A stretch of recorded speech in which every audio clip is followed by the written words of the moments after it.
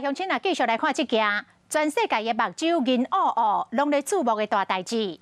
美国众议院的议长佩洛西到亚洲来访问，是毋是会来咱台湾咧？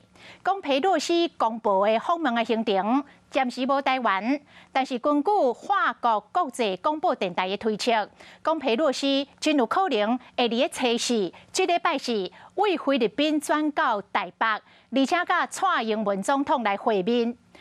佩洛西伫今仔日透早4点22分，天也未光，已经到伊访问的第一站新加坡。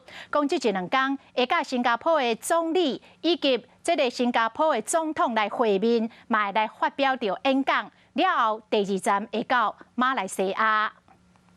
美国众议院议长佩洛西伫1号半暝4点22分到亚洲头一站新加坡，听讲伊和李显龙总理佮哈里马总统面会。新加坡美国商会讲，佩洛西会参加1号下晡的智慧城市鸡尾酒会，卖发表演说。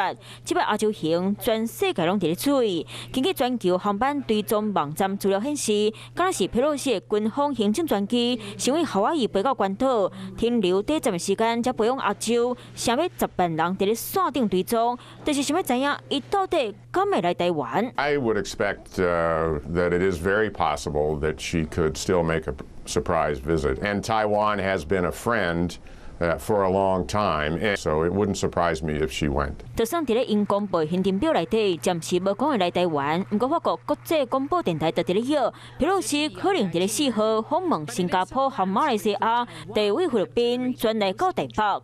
Is putting Taiwan in a bit of an awkward position because of the fact that if they are perceived by Beijing as publicly, encouraging this, then Beijing could use that as an excuse to take even more drastic action against Taiwan instead of blaming the United States for planning this visit. 美国政坛3号任务可能访问台湾，和中国出真侪动作。今日当是中共建军节，第15期官媒《九四》杂志发表是军编文章讲，军队爱备战，另外军备冒升级。120飞机是中国新一代空中加油装备。中国新一代空中加油机投入练兵备战，已经含战机演练伫空中加油。另外，日本媒体报道，有超过10台毋是驻日美军的军机飞到Okinawa加索纳基地，研判和佩洛西计划访问台湾有关系。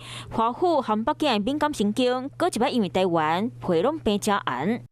Hello， 大家好，我是乃瑜，要教给大家2个任务。第一个，华视新闻的脸书专页，你按赞了吗？还有华视新闻的 YouTube 频道，赶紧订阅起来，还要记得按赞，开启小铃铛哦。